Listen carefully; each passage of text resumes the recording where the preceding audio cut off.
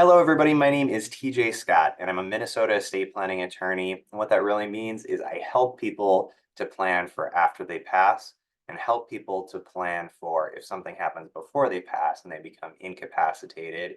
Who can make decisions for them? How can we make sure that the right people are in the right places and that the things go to the right people at the right time? That's what estate planning is all about. It's planning for after you pass, and it's planning for before you pass. If something happens to you, how can we make sure that the right people are in place?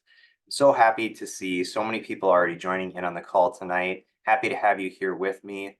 I know that what we're going to be talking about today is something that's difficult to talk about. It's difficult to think about. Nobody really wants to spend an evening talking about death and planning for death. Completely understand that. But my goal here today is to empower you.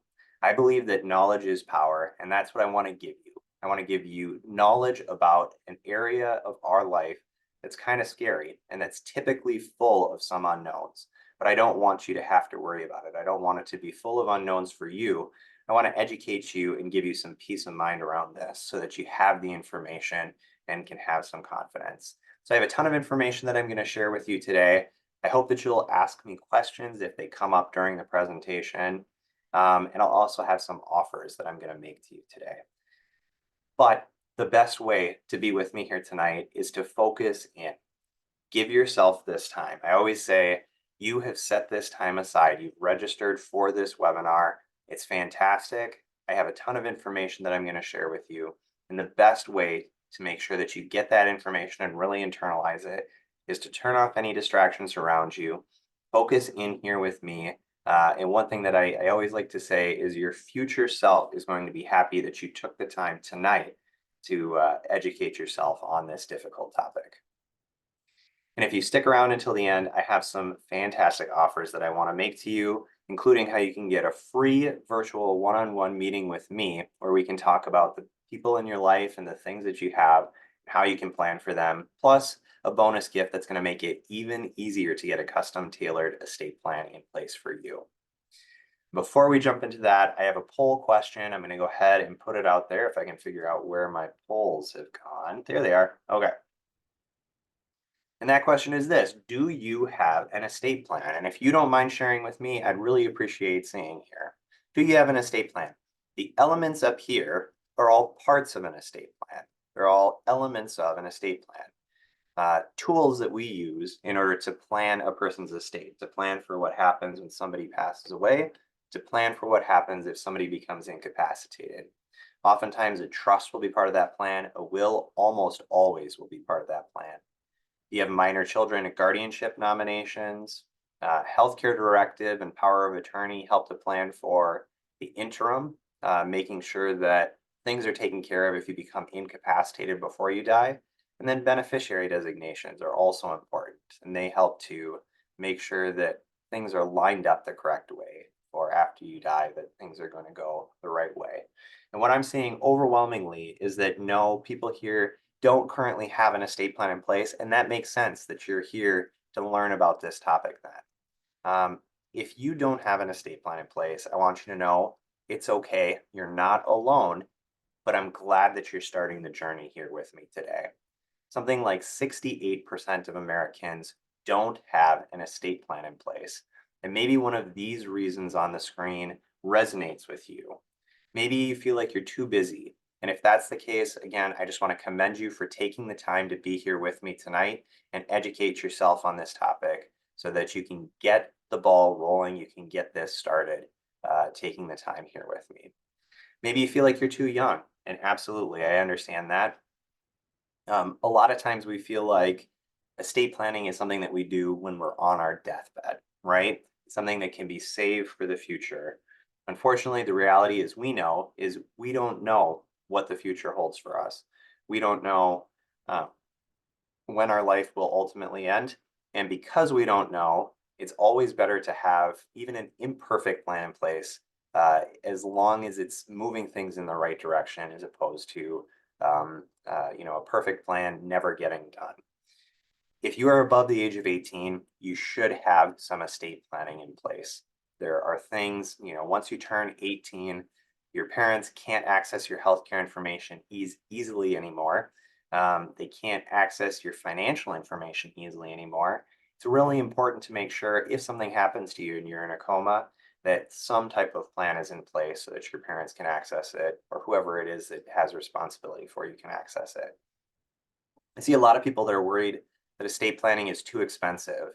And I am kind of happy that you're willing to admit that. I'm happy that you're willing to bring that to me because the expense and the cost of estate planning is something that we're specifically going to talk about tonight.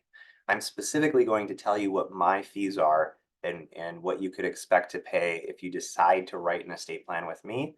And also talk about what fees you might expect if you plan to write an estate plan with someone else as well. I'll talk about how expensive it can be to not write an estate plan or to have an estate plan written for you that doesn't do what you want it to do and to try and fix it after the fact. I see that somebody admits that they're worried about jinxing themselves, and I'm glad that you're willing to admit that you're a little worried about jinxing yourself. I want to reassure everybody, though, I have written hundreds of estate plans, and I have never seen a correlation between somebody getting an estate plan done and having something negative happen in their lives. In fact, I always say I think that my clients tend to live with their head up a little bit more. They tend to live with a little bit more intentionality. And so, from my perspective, I think generally it has the opposite effect that people don't have that burden on their shoulders anymore. They're able to live a better life because they've taken care of it. Fantastic. Thanks for sharing, everybody. So if you have a plan in place or one of these things resonates with you, I hope that you'll share with me. Maybe you've written a plan before, but it was an online plan, or maybe you're just considering writing an online plan and you want to know if it's going to work for your family. Maybe you wrote an estate plan, but it's been years and you're not sure if it's something that needs to be updated or if it is already maybe okay the way that it is. Or maybe you just want to have a better understanding of estate planning. Maybe it's something that you've kind of been meaning to dig into a little bit. You're not exactly sure how to educate yourself. Maybe you've had an estate plan written for you and the attorney didn't really explain what was in it, what things meant. Whatever the case, it looks like I do have people interested in a variety of different things, wondering if online wills are okay or maybe wanting to understand plans better. I'm going to speak to all of these things tonight. Uh, if you have a specific question, I hope that you'll put it in the chat. I was going to say, people who've been here for a while know where the chat is if they can show everybody else, but I suppose there's not really a way to do that. But I encourage you to put your questions either in the chat or in the Q&A box so that I can see them and make sure to speak directly to them here tonight. Wherever you come from, whatever your motivation for being here tonight, I want you to know that you're in the right place. You're in the right place if you have someone or something that you care about and that you want to protect. And you're in the right place if you did an online or fill in the blank will and you want to know if it's going to work for your family. And you're in the right place if you're nervous about how much this is going to cost. Again, I completely understand. I'm a father of 4 young kids, and trust me, expenses are a very serious thing. Making sure that the finances are in right order is a very important thing. And as I told you before, I'm going to talk about all of these things tonight and give you, hopefully, put your mind at ease a little bit about each of these topics. The reality is, estate planning isn't about us. It's really about the people that we love. These are my 4 kids here. It's from left to right. It's Margaret, Ben, Elizabeth in the back, and Bridget. They're closer to the front, little baby. And something that my wife and I really realized is estate planning wasn't going to make us wealthier. It wasn't like investing in a business or investing in stock or something like that. Doing an estate plan was really a gift to them to make sure that they're well cared for and that they don't have to scramble if something happens to us, that we have the right people who are going to take care of them, that we have the right provisions in place so that they receive assets in the right way and that the assets don't hurt them. And that's really what estate planning is all about. So here are some of the things that we're going to talk about today. We're going to talk about planning for incapacity, including who can make healthcare decisions for you or financial decisions for you. I have one last poll that I'm going to offer here as well. And I offer that because I want to talk a little bit about planning for when you pass away. And one thing that is extremely important for people with young kids is making sure that you have named guardians for those minor children. And I do see that there are some people here joining us tonight with young kids. Most people, it looks like, have grown kids that are joining us here tonight. So I won't take a ton of time to talk about guardianship, but it is an important thing to know. And maybe if you do have grown kids, if they have young kids, this is good information to pass along to them. So thanks again for sharing in the poll. We're also going to talk about probate and what that is and how you can avoid probate. We're going to talk about estate taxes and unclaimed property. We're going to talk about intangible assets, things like your values and your stories, and how you can make sure to share those with the people that you love. And we'll talk about your questions too, if you offer those. Before we get started, before we get too far into it, I'd like to share just a little bit about myself and how I came to this practice of law. First off, again, this is my family. That's my wife, Tobin. She's holding our daughter, Bridget. And then from left to right here is Elizabeth, Margaret, and Ben. Those are my 4 kids. We live in Bloomington, Minnesota. And I have a special story. Oh, thank you. Somebody said beautiful family. And I really appreciate that. I graduated from the University of St. Thomas School of Law back in 2012. I was near the top of my class on law review. And the very next day, my son, Ben, was born. So even though I was kind of set up for a world of maybe big law or large law practice, a lot of times that means a lot of hours, and it means being away from your family for long periods of time. So the birth of my son, I took as kind of a message that I needed to be a family man. I needed to be present with my family. I needed to be a dad who was there with his kids a lot. And that meant that I didn't want to look for a big law type job. I wanted to find a place where I could work that was a smaller situation and a place where I could really help people without having to go and fight in court a lot. And I was able to find that. I found a job with a small estate planning and tax preparation law firm in Minneapolis. I love the clients that I was able to work with there. But at the same time, I didn't always feel like we were giving the clients the value that they deserved. And I'm going to talk about that tonight and what that means. Someone has to graduate at the bottom of the class. Now, this was not said about me, but this was a statement that was said about another estate planning attorney who had helped somebody. And unfortunately, their help wasn't so helpful. And this is the statement that was made. Someone has to graduate at the bottom of the class.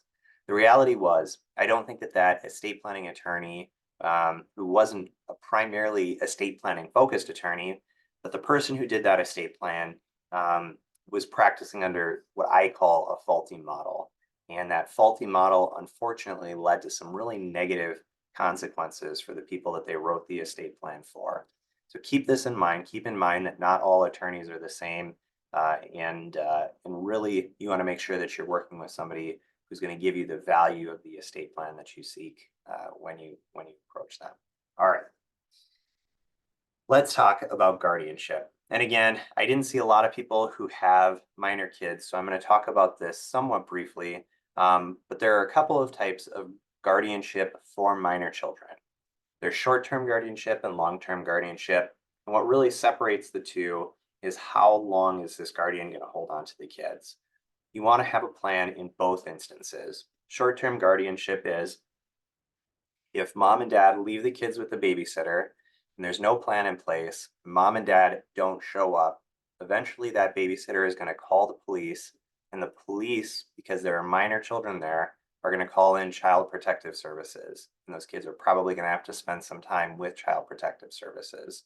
And I can tell you as a father of 4, not to rag on Child Protective Services, I think they're doing the best that they can.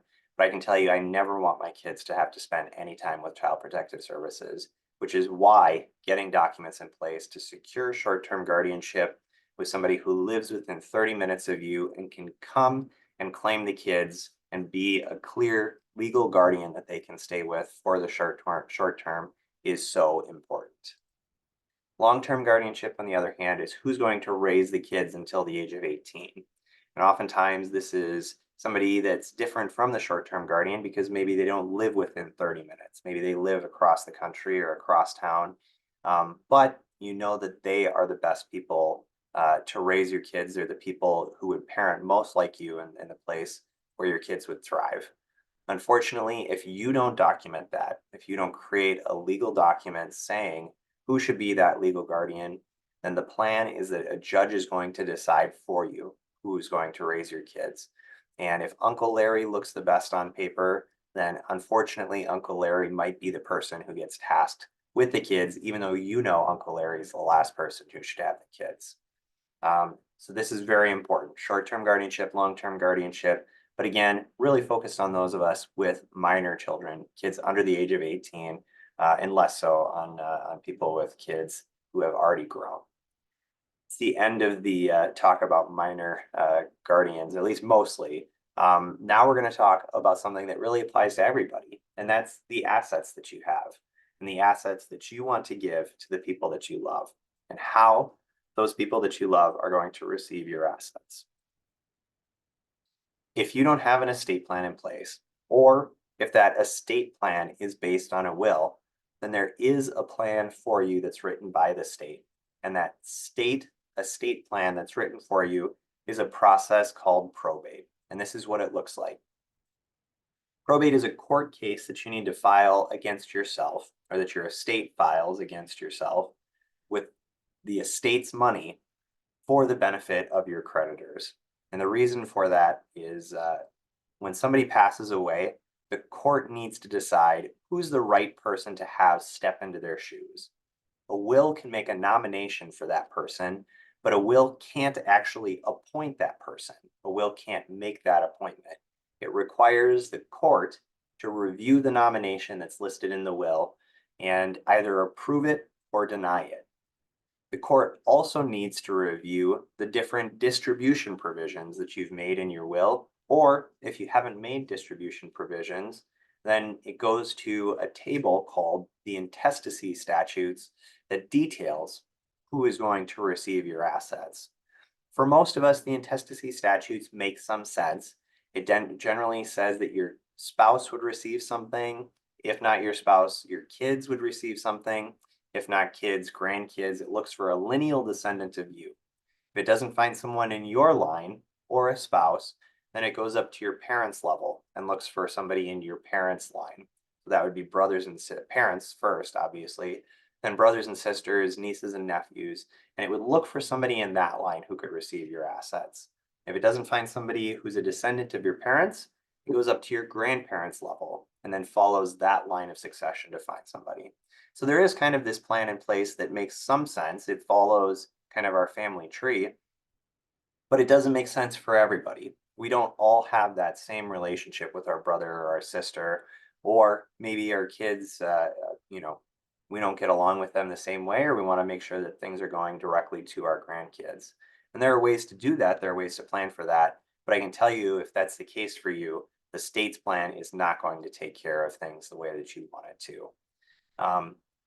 The court case called probate also has a couple of terrible features that most people want to avoid. For one, it takes a really long time to get through the probate process. A minimum of 4 months before you can start selling things and collecting money, making any kinds of distributions. A minimum of 6 to 12 months before you can actually close the probate. And more often, we're seeing that stretch to 12 to 18 months right now. It's just a slow process, and it takes a lot of time for that person that you've named to be your representative. Or if you haven't named a representative, then the court is going to go out and try and find one for you in your family, in that family succession that I talked about before.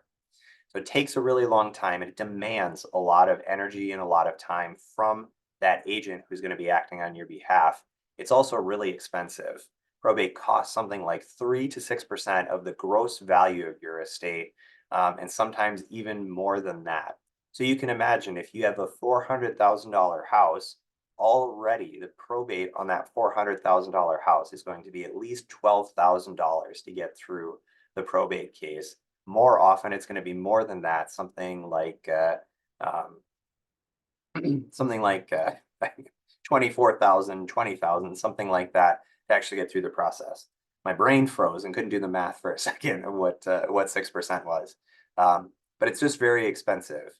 And it's not like a tax or anything like that, but it's composed of all of these little fees that kind of add up. Things like attorney's fees and executors' fees, appraisers' fees and bond premiums, filing fees and creditors' fees, all these different things that add up to really drain the assets from your estate when you just want them to go to the person that you want to receive.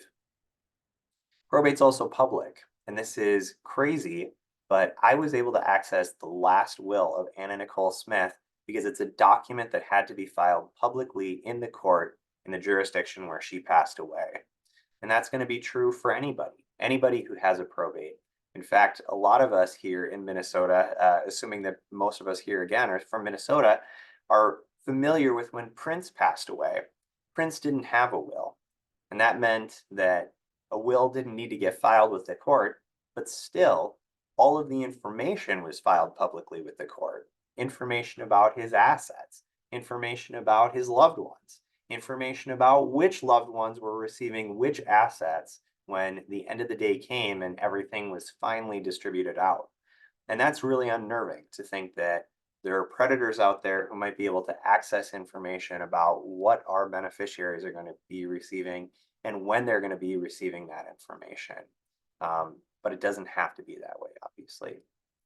Here's another thing. If you have minor kids and those minor kids are listed to receive, and whether that's a child or a grandchild, then those kids, first off, can't receive until they're the age of 18, and a conservator needs to hold their money instead for them. But then when they finally are able to receive, they end up receiving the money outright at the age of 18 and completely unprotected. And we all probably know some stories about people who receive too much money at too young of an age, and it can really spoil their understanding of finances and really make it difficult for them later in life when they're trying to find a job and hold a job and balance a budget for themselves.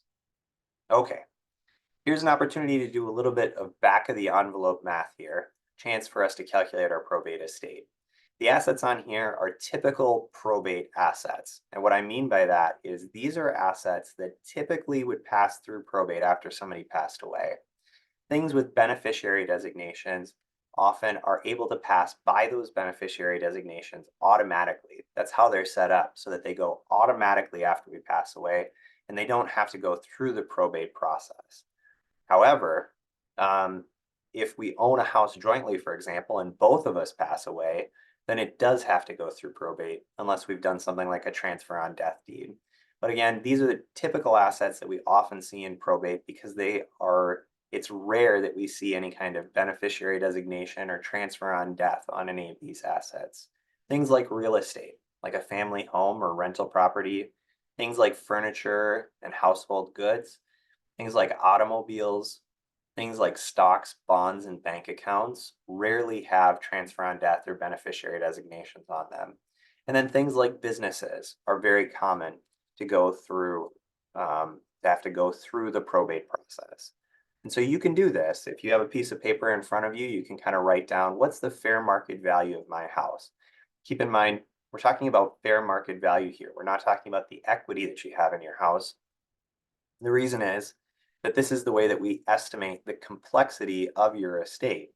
And if somebody owns a more expensive house, we tend to assume that the expense of administering that more expensive house is probably going to be elevated, at least a little bit. But you can write down, what is your home worth approximately? What kind of furniture and household goods do you have? What would they sell on eBay for? What's the value of your automobiles? Again, independent of any loans that you might have on those automobiles. How much money do you have in stocks, bonds, bank accounts that doesn't have a beneficiary designation on it? And do you own a business interest? And what approximate value would that business interest have? Adding up all of those things, you can get 5% of your estate very quickly by moving the comma over one place. So you move it over to the left one place and then dividing that number in half. And that's how I got 5% of the gross value of this estate very quickly, so that I was able to estimate that probate would probably cost this estate something like $42,500, which is an absurd amount, way too much to pay to go through a court case, and unnecessary again. To complicate this a little bit, if you have minor beneficiaries who are listed on accounts like life insurance or retirement accounts, again, those minor beneficiaries can't receive until they turn the age of 18. And so there's a process that steps in here called conservatorship, where a conservator holds onto the money for them and makes annual reports to the court about how they're using that money. It's very expensive. It's at least as expensive as probate. And you can see here that if you have minor beneficiaries listed on life insurance and retirement accounts, I strongly encourage you to look at other options, things like a trust that could be a beneficiary and hold on to those accounts for those minor kids to make sure that the money's available for them, but that it doesn't have to go through that conservatorship process. Okay. Having said that, all of that expense, all of that time of probate, it is avoidable. In fact, it's optional, but the only truly foolproof way to avoid probate for most of us is by fully funding a living trust. What is a living trust? A trust, in its simplest form, is two parties. One party starts with property and they entrust that property over to the other party. And they say, I am entrusting that property to you. Here's what I want you to do it. And this person says, yes, I will follow the instructions that you've given me. In this example, the person starting with the property and the person writing the rules is called the settlor. The person who is going to hold on to the property for the settlor is called the trustee. So the trustee is the person who has control over the assets now, and the settlor is the person who has written the rules for the trustee to follow. Okay?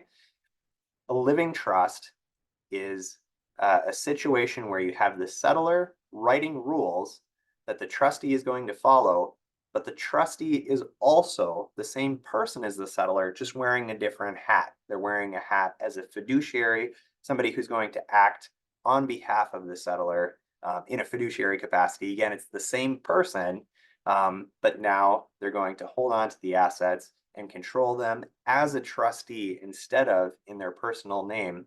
By acting as trustee, we're able to make sure that when this trustee passes away, a successor trustee can immediately be named and step into their shoes without having to go through any kind of court approval process like an executor or personal representative would have to go through.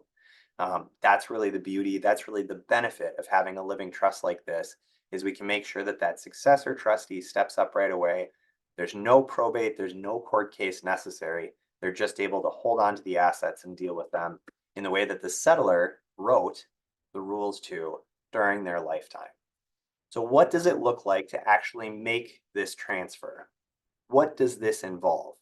Well, for things like investment accounts, it means working with the brokerage or working with the financial institution to actually retitle those accounts so that they're now in the name of the trust. For your bank accounts, it means taking a trip to the bank and signing new signature cards at the bank so that they're now in the name of the trust.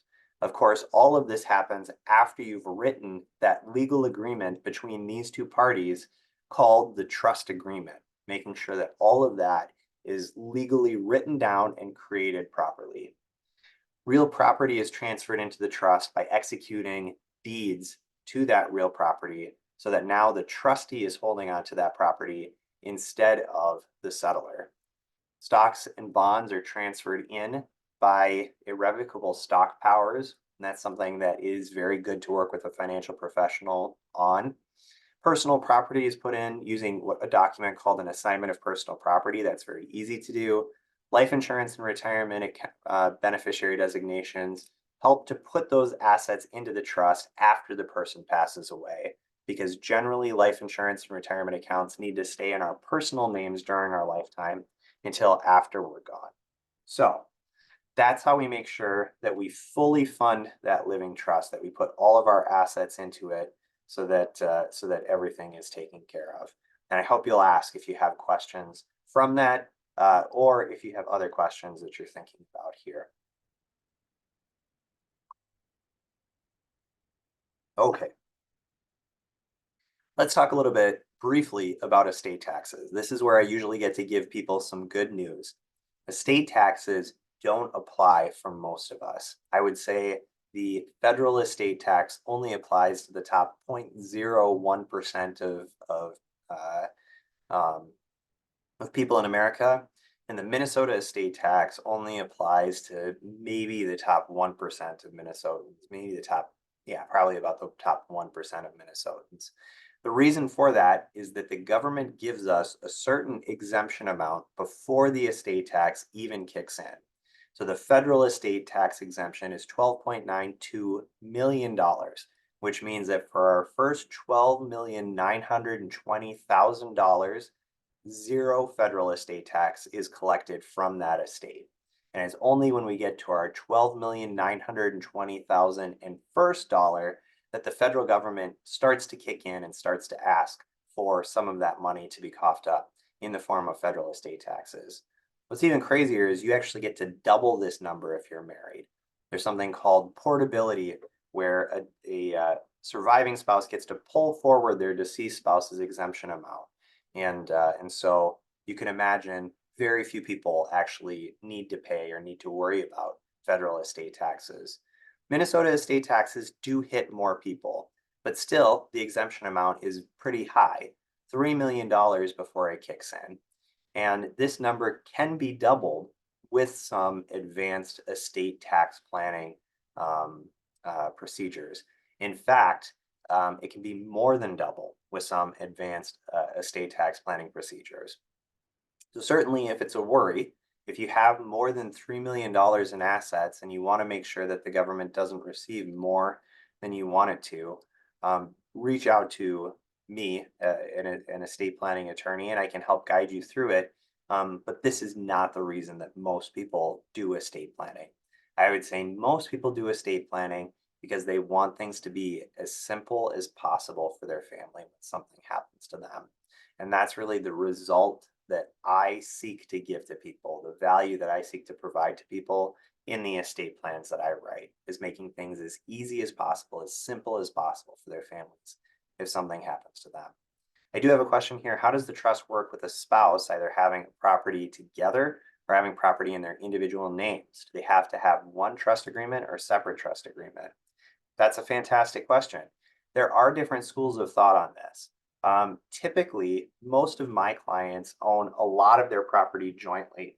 So most of the estate plans that I write, if I'm writing a trust, we write what's called a joint revocable trust. It's a trust that includes both husband and wife or spouses together. However, a lot of attorneys in Minnesota, because we're a separate property state, choose to write one trust for one spouse and one trust for the other spouse.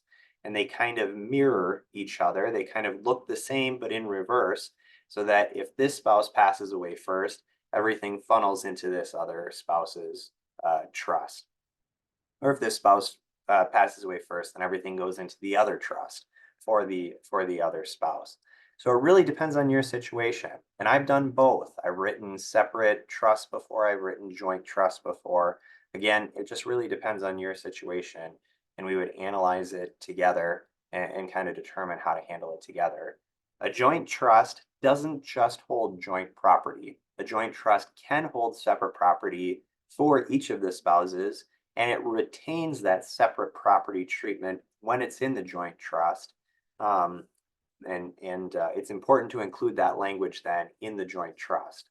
The same thing with separate property. You can say that that even though it's one joint interest is in one person's trust and one person's joint interest is in the other person's trust, again because they're feeding into each other, you can end up having a similar consequence for joint property in separate trusts. That's a really good question. Thank you. Will your assets be lost to the state? Now here I'm talking about unclaimed property, and this is becoming a greater and greater issue across the states. Here in Minnesota, we have over $700 million right now in the Minnesota Department of Unclaimed Property. And that number is over $53 billion across the United States as a whole.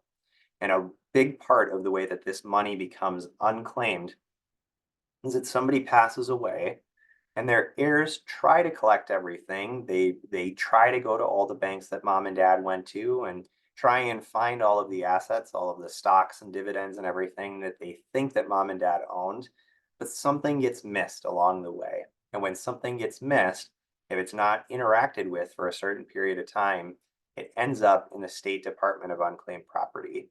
And it's very difficult to recover the assets at that time. A lot of times time has passed significantly. People who would have benefited from it maybe have passed away or no longer are able to enjoy that property. So it just becomes a real mess to try and recover it from unclaimed property. But again, this isn't something that's necessary. This is something that can be planned for. And it's why I always work with my clients to make sure that we put together a document to ensure that nothing is lost to unclaimed property, that the heirs are aware of all of the assets for my clients and are able to collect everything after somebody passes away. This is really cool. The living trust that I was talking about, that revocable trust, you can make it into a real treasure chest for your beneficiaries. Easy for me to say, right? Treasure chest. You can make it into a real treasure chest for them by building in something called asset protection. Asset protection means that the money in that trust that continues in that trust can be protected from things like a divorcing spouse or even creditors in a bankruptcy in the case that your beneficiary ends up going through a divorce or getting into some trouble where they need to file bankruptcy. You can provide that protection by building in, again, what's called an asset protection trust or a lifetime asset protection trust that holds on to the assets for that beneficiary and provides it with some special characteristics that frankly those kids can't give themselves, or those beneficiaries can't give to themselves. It's just not possible. And so it's a real beautiful thing, a real beautiful gift that you can give them by putting it into their inheritance as opposed to having them try and set it up themselves. Another question here, do you have to necessarily have many property to set up a trust? No, absolutely not. Having said that, I always look at all of the options for my clients. Oftentimes, by the time that somebody owns a home, a revocable trust is starting to look like a pretty good option, but it's not always the best option. There are other options out there, things like a transfer on death deed for the home, or for people who don't own a home, there are things like beneficiary designation planning that have some appeal as well. And we always make sure to look at those options. Oftentimes they can be a little less expensive than a revocable trust. So we always make sure to look at those options and see if they're sufficient to give you the result that you want from your estate plan. And if they are, great, then we'll implement that option. If they're not giving you the result that you want, and instead you want to have a trust, then I'm happy to do that as well and give you the result that you want through that trust. That's a great question. This is something that's scary, and it has been on our on our mind a lot recently. Planning for incapacity, planning for who can make healthcare decisions for us, and what those healthcare decisions should look like if we can't make those decisions for ourselves. Person pictured here is Terry Schiavo, and Terry Schiavo suffered a cardiac event and was left in a vegetative state. Terry remained in this vegetative state for years, and her husband believed that Terry wouldn't want to live in this vegetative state anymore, that Terry would want her life to be ended, that she would want her life support to be stopped. But her parents disagreed. Her parents thought that Terry would want to continue receiving life support, and that she would want to remain in that vegetative state, and that maybe there was some enjoyment that she was still having, even in that vegetative state, of the world around her. Well, because Terry unfortunately didn't get to put her wishes into a healthcare directive, there ended up being a very expensive, very litigious conflict in the family that led to court on multiple levels, all the way up to the Supreme Court in the mid-2000s, where the Supreme Court finally decided that the husband was in the right, and that life support would be stopped for Terry. And about 2 weeks after life support was stopped for Terry, she did succumb and she did pass away. All of that conflict was unnecessary. And it is very important to make sure that you put down what it is that you want for your life and that you make sure that all of that is documented in a document called a healthcare directive that really lays out both who should make healthcare decisions for you, and secondly, what those healthcare decisions should actually look like.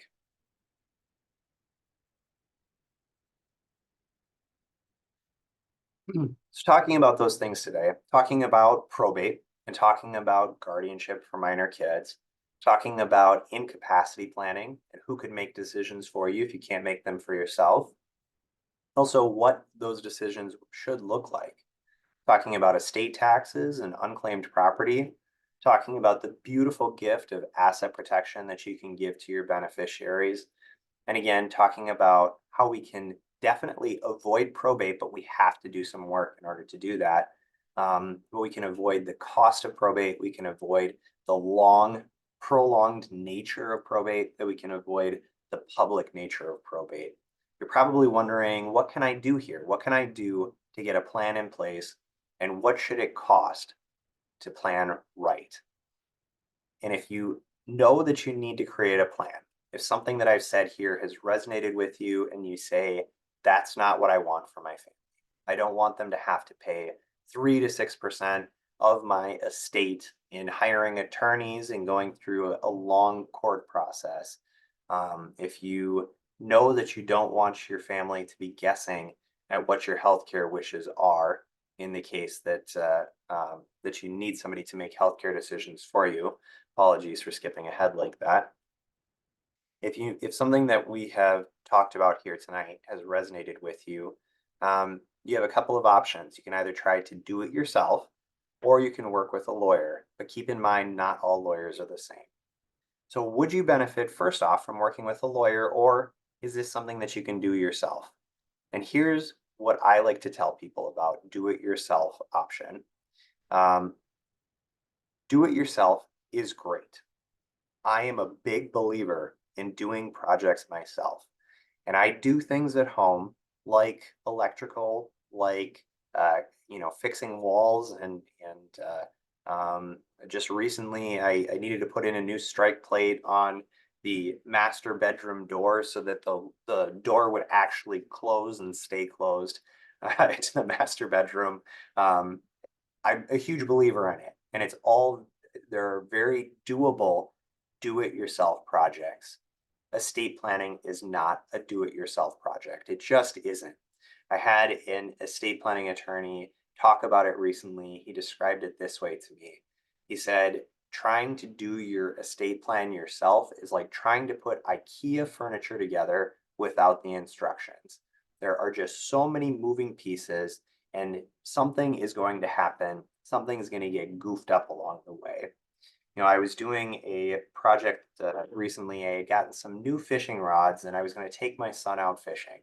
And the fishing rods had come without the fishing line actually, wound onto the rod. Not a big deal. I figured I could do it. I ordered some separate fishing line. And I thought that I had everything going the right way. I had the reel all filled up.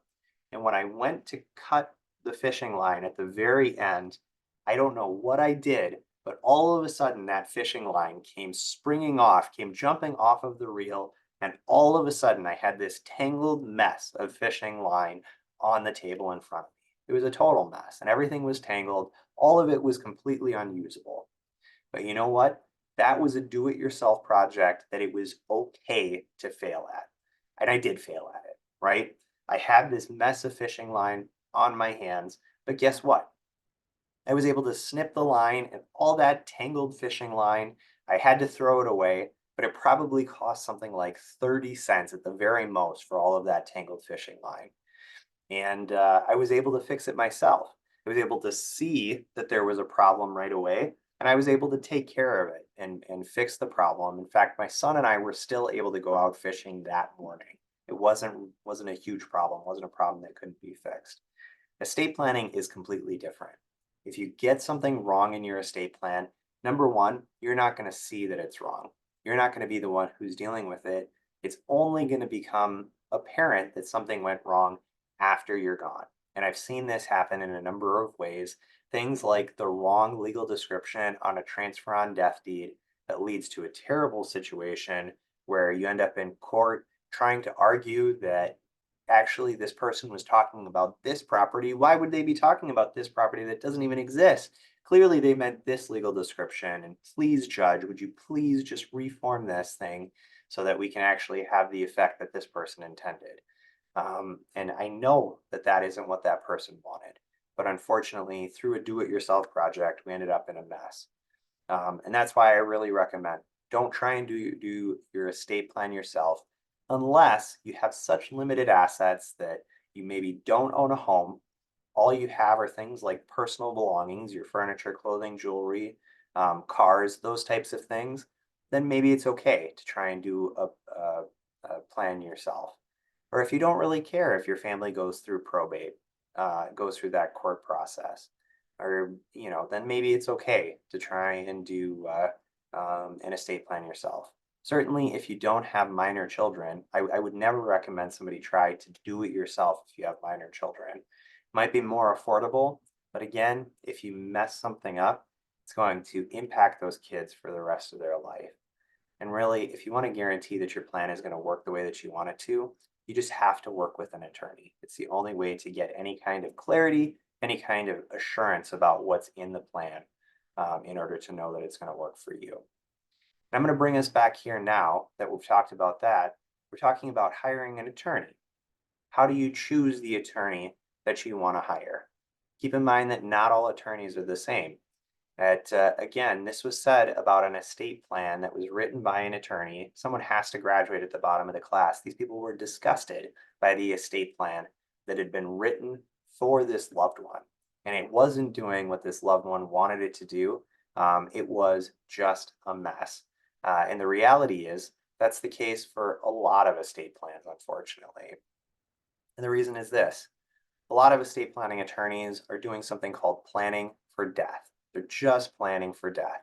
They're not writing an estate plan that's going to work for that person in the way that they want it to. And this is what that experience looks like.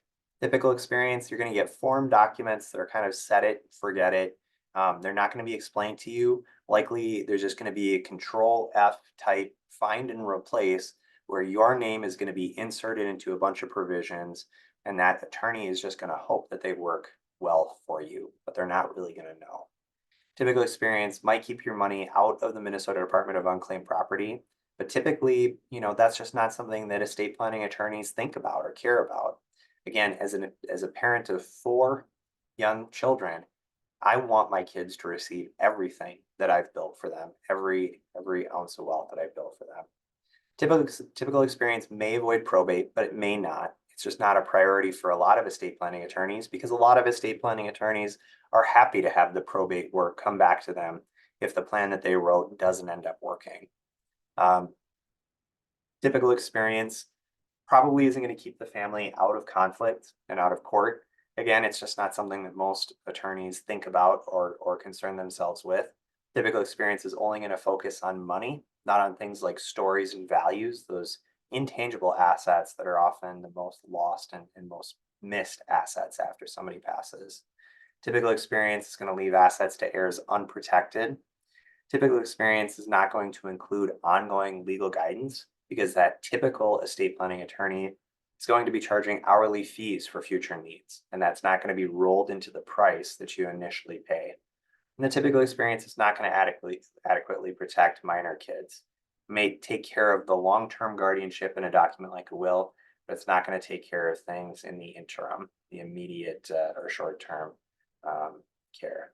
And you're going to be left with this question: is this plan going to work for me when I want it to work or not? When I need it to work or not?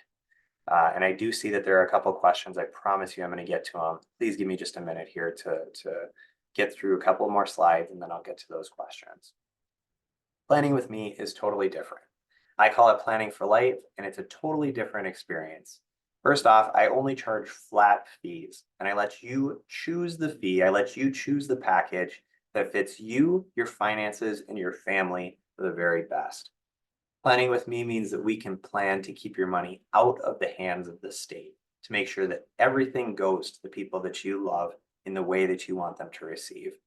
Planning with me means that you can protect any minor kids totally, both in the immediate term and the long term. It means keeping your family money out of court, out of that probate court system, and out of conflict between each other and in the court system. Planning with me means knowing that you've made the right decisions.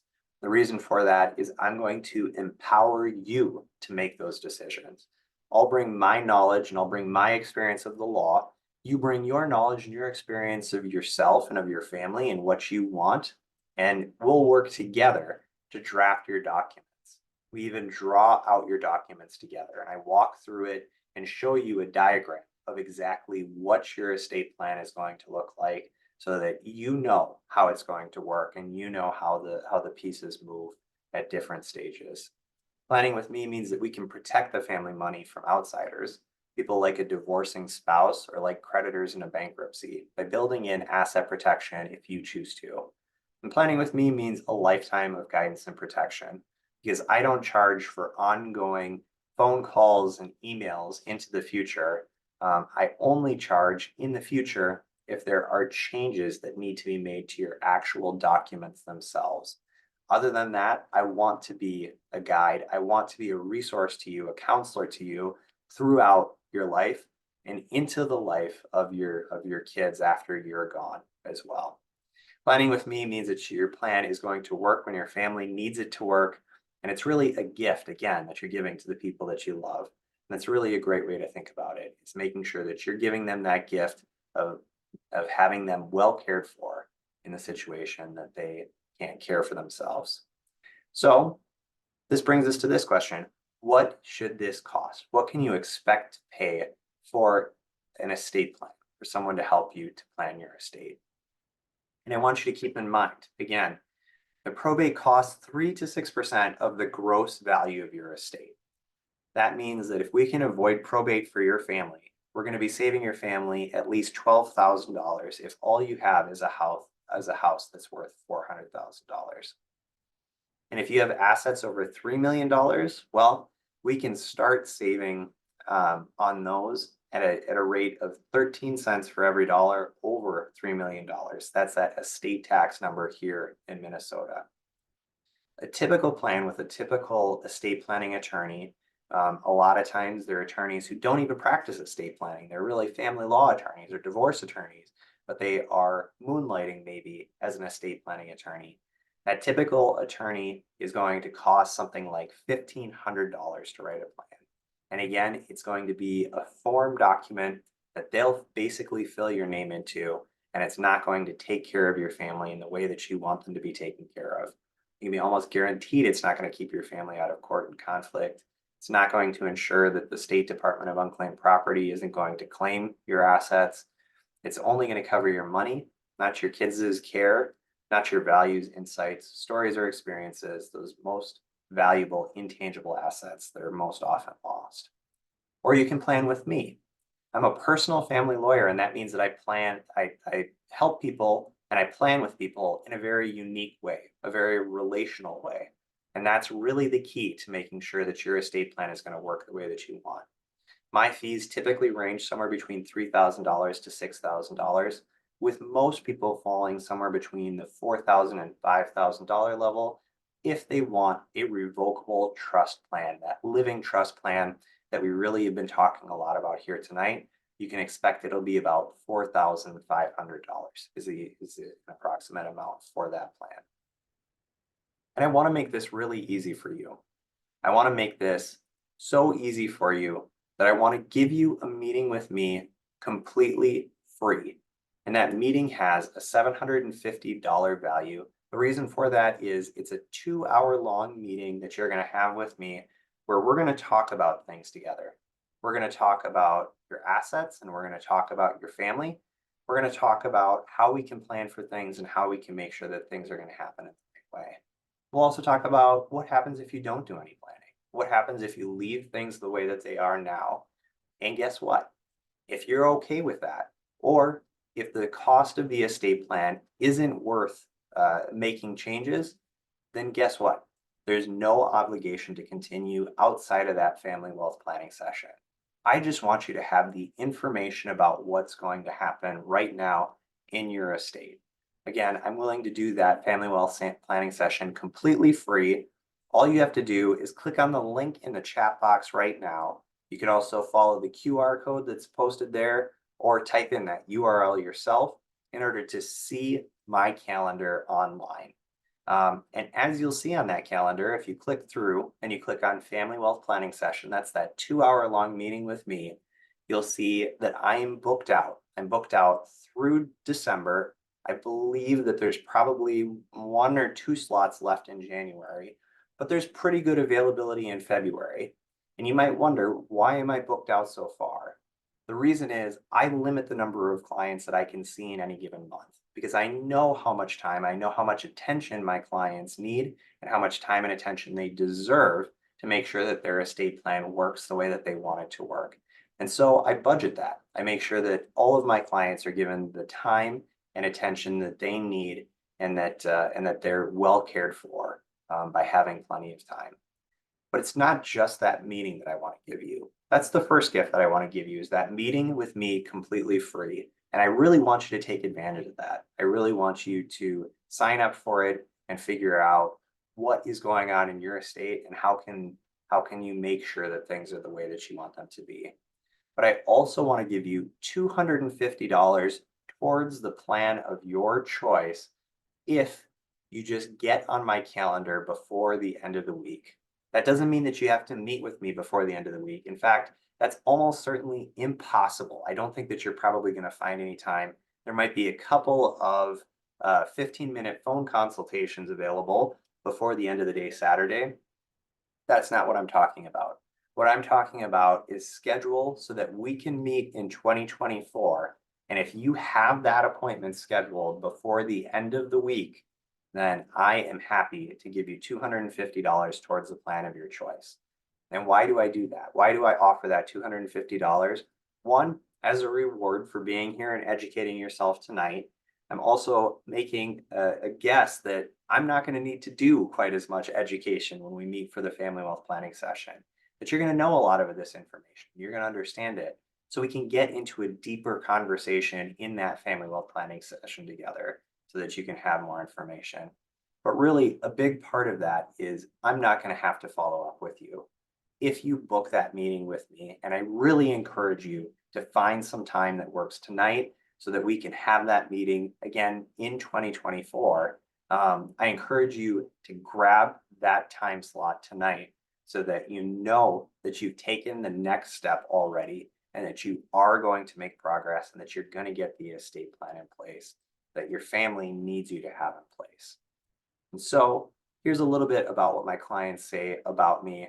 And I'm just going to show this here while I answer a couple of questions that have already come in and answer questions as well. If people haven't submitted the questions yet, I encourage you to do so that I can go ahead and answer those questions too. So I have a question here. What does the law say about beneficiaries named in a trust that are a non-resident in the United States? That's a fantastic question. It's complicated. There are issues with expatriating money away from the United States, that the United States wants to apply a tax on that money if it's going to leave the United States. But there are ways that we can structure those trusts or we can structure the estate plan to make sure that the money stays domestic as much as possible, stays in the United States, unless that person overseas wants to use it or needs to use it. So essentially what we look at is how can we make sure that we are expatriating money in a gentle enough way that we're not imposing negative tax rates on that person from overseas? How can we make sure that they're able to enjoy the money without getting stung by having to pay for that? But yes, absolutely, it's very doable, and there are ways to do it. But you really need to work with a professional if that's something that you're interested in, because we need to make sure that it's lined up the correct way. Another question that I have here, can a will embed trust or is it two separate documents? I'll have to look, but I believe my will has trust in it. That's a fantastic question. And you're right, wills often do have trust written into them.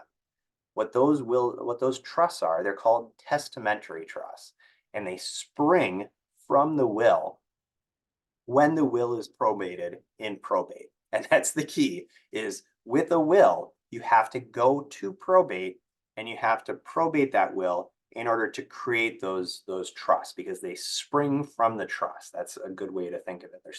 They're often called springing trusts or contingent trusts or testamentary trusts because they're made in a testamentary document called the will.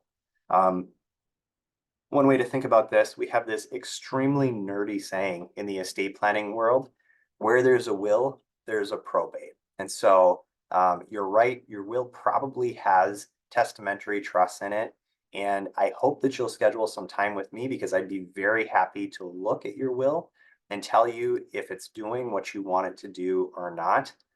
You need to tell me if it's doing what you want it to do or not. But I can tell you what it is doing right now. And we can have a conversation about whether that's what you wanted to do, or if there's something more that you want your estate plan to do. If you want to make sure that you avoid probate, that you don't want to have to use the probate court in order to create those testamentary trusts, that you don't want to have to incur the cost of going through probate just in order to have the assets held in a trust, we can form the trust now.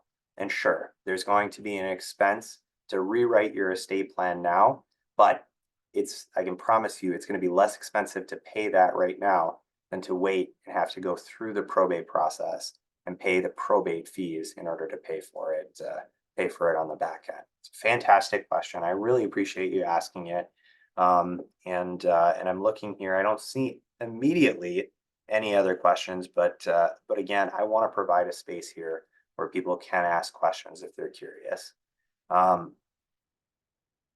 Do you take your fees up front? That's a fantastic question.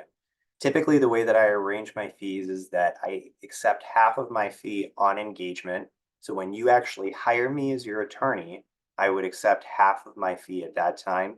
And then when we get together to sign documents, I would accept the other half of my fee. And so there, I get to give you some really good news. Typically, what my planning process looks like is this: that I know I'm scheduling out to 2024 for those family wealth planning sessions. And maybe it hurts the fact that we're not going to be able to meet until then to get the next step started on the process. It just makes it more important that you look right now and get some time scheduled, because I can tell you I'm booking up right now, and I want you to get on my calendar. I want you to be able to get on my calendar. But again, I typically take half of my fees after that family wealth planning session, after you sign the agreement that you want to work with me, that you want to hire me as your attorney. And then in about 4 to 6 weeks, I will have worked on your documents. I will have confirmed information with you in the meantime to know that your documents are the way that you want them to be. And I'll have your documents prepared for signing. So that means if you're signing up for a meeting with me on February 1st right now, we could have these documents done by March 15th for sure. We could probably have them done towards the end of February, very beginning of March, certainly. And that's the timeline that you're looking at, that we can get things done in that timely manner. I just need you to work with me. I just need you to make sure that when I send you confirming documents, a document called confirmation of important and missing information, that you get that back to me as quickly as you can, so I can get your documents drafted and make sure that we're prepared for that signing meeting that happens in 4 to 6 weeks after the initial meeting. But essentially that's the answer, because again, the question is really, how do you take your fees? And again, the answer is I would accept half of my fee on engagement.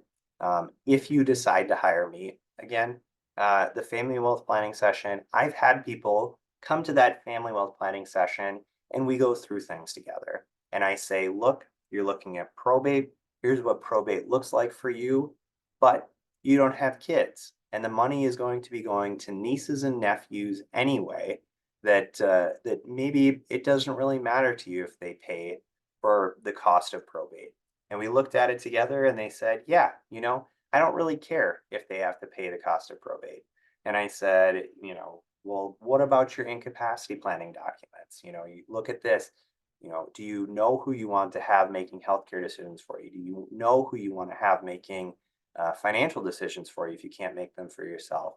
And they said, no, and I don't really feel like we need to decide that right now. That's not really a concern for me. If I'm in a situation where I'm in a coma, I don't really care what people are doing. At that point, I'm not going to be conscious of it, so I'm not really concerned about it.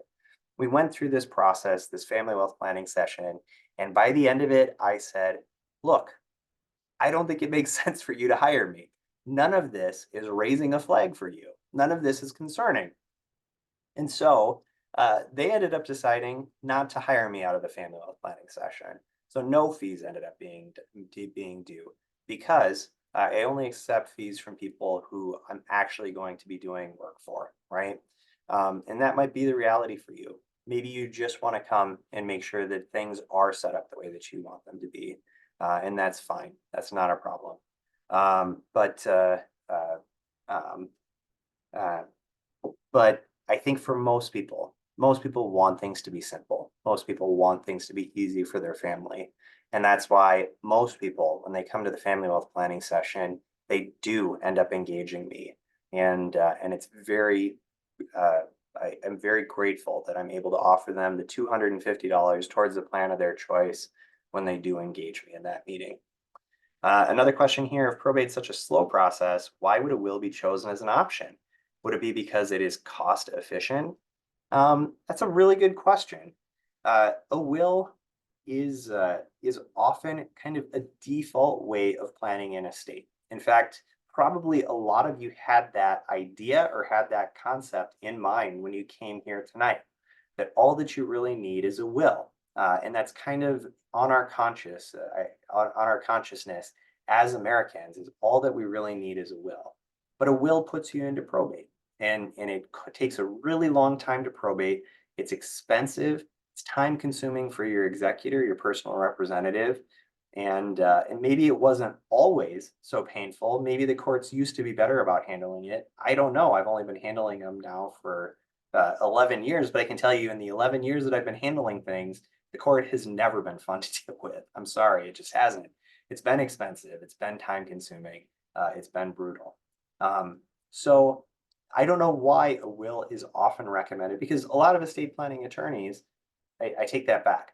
A lot of attorneys who write estate plans, not necessarily estate planning attorneys, because a lot of them are actually DUI attorneys who will write an estate plan for you if you ask them to. Just going to be a will-based plan because that's what they think is going to get the job done. Or they're a family law attorney, and what they really work on all day is custody orders for divorce cases. But if you ask them to write an estate plan for you, they remember a little bit of the information from wills and trusts back that they took in law school. And so they say, sure, I'll write you an estate plan, I'll write you a will. The reality is that some estate planning attorneys are happy to write will-based plans because, again, they're going to get paid when they write the will, and they're going to get paid when they bring the estate through the probate process eventually as well. So that's another unfortunate fact is that it kind of can benefit estate planning attorneys to write a will and then to go and probate the estate on the back end. So for most of my clients don't choose a will, or if they choose a will, they choose to avoid probate in other ways by using things like a transfer on death deed and beneficiary designations. And again, that's always an option that I present. There are always options that to avoid probate. There are some very rare instances when it makes more sense to go through probate. For example, if you want absolute 100% ironclad closure on your creditors, probate's a good way to do that. But most people, it's not a concern. They don't need absolute complete closure from creditors, and there is some protection that's provided. It just takes some time anyway through the other options. But yes, it is more cost efficient. Typically, people charge less for a will-based plan than they do for writing a trust because a trust is a little bit more complicated and it does take some work during your lifetime. in order to get it funded, in order to get the work done, to make sure it's going to work the way that you want it to work. And so it does have a little less cost in the short term that way. Very good question. Not seeing any other questions. I'm sure that many of you have clicked over and have taken a look already at my calendar. And again, I really want to encourage you to find some time that works on there for you and that works on there for your spouse. I want to meet with you and I want to have this conversation. I want to continue this conversation and I want to get particular to your situation, your assets, and your family so that you can have clear information on exactly what this looks like for you. And at the end of the day, if it makes sense to write a plan, I want to help you write a plan that's going to take care of your family, that's going to make sure that things are done in the easiest and simplest way for your family when you can't be there to support them, when they're grieving and they need to be given that space to grieve. I see here, can my beneficiary be included in the initial meeting? Absolutely. I often do that where I meet with a parent and a child, or even a parent and a grandchild, because it provides maybe some support to that parent to go through the meeting and have the support of the child. I'm happy to do that. There's just I'll probably ask your beneficiary to step outside for part of the meeting so that we can talk a little bit and I can make sure that you understand, you have a complete understanding, and that you're not under any undue pressure to write the plan in the way that the beneficiary is asking you to write the plan. But absolutely, I'm happy to work with you if you bring your beneficiary to the meeting. Like I say, it's a very reasonable thing to do, and I'm really happy to work with you that way. Good. All right. Well, it's really great meeting with everybody here today. I really appreciate you joining me here. I don't see any other questions immediately popping up, and hopefully I've been able to answer the questions that you have. It's been, like I say, it's been really fun joining you here tonight. I'm looking for the stop button and I cannot find it. Where is it? There we go. There's the end button. Perfect. Okay. Well, if anyone has any questions, I encourage you to reach out to me. I hope that you've taken the time and booked with me already. Again, I'm looking forward to meeting with some of you here in the near future. I see a message. Thank you for your time and thorough information. Absolutely. I want you to have the information. I want you to be educated on this. And hopefully, if there's a need, I can help you to get things in place for your family so that they're well cared for. Have a great night, everybody, and take care.